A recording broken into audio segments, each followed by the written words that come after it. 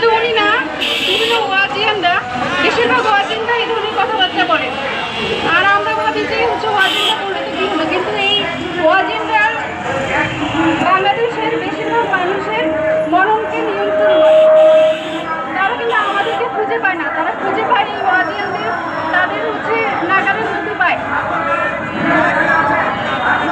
উনি বললো যে মাহারাম ছাড়া যদি কোনো নারী বের হয় তাহলে সেই নারী যদি ধর্ষিত হয় সেই নারীর দায়, সেই নারীকেও দায়িত্ব নিতে হবে। কেন?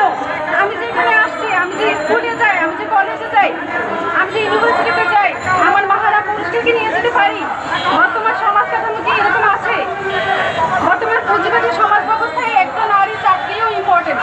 আর সেখানে উনি বলছে যে মাহারাম ছাড়া যদি কোনো নারী যায় তাহলে তাকে ধর্ষিত করার রাইট আছে। উনি রাইট দিচ্ছে, উনি বলতেছে যে কোনো নারী যদি মাহারাম ছাড়া যায় তোমার রাইট আছে তাকে ধর্ষিত করে। ব্যাপারটা এরকমই। শুধু আবু তাহানা, বিভিন্ন ওয়াজিনরাই এ ধরনের কথাবার্তা বলে। তাদের নারী বিদ্বেষী বক্তব্যই তাদেরকে পপুলার করছে। তারা যদি বলে যে নারীরা পর্দার মধ্যে থাকবে, সেই বক্তাই পপুলার হয়ে যায় দুদিন পরে।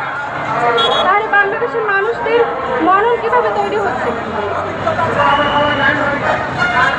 তারা তো বলে না যে তোমরা ভাই ভাই যুদ্ধ করো না, তারা বলে না যে ঘুষ খায় না, সুদ খায় না, তারা তো বলে না যে লুটপাট করো না, তারা বলে না চিন্তাই করো না।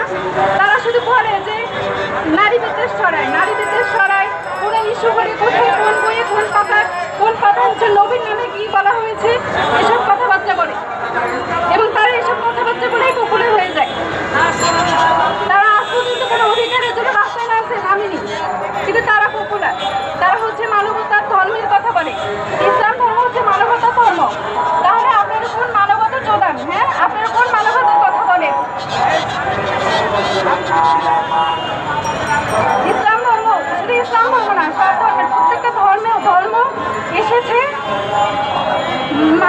মানুষের জীবন যাতে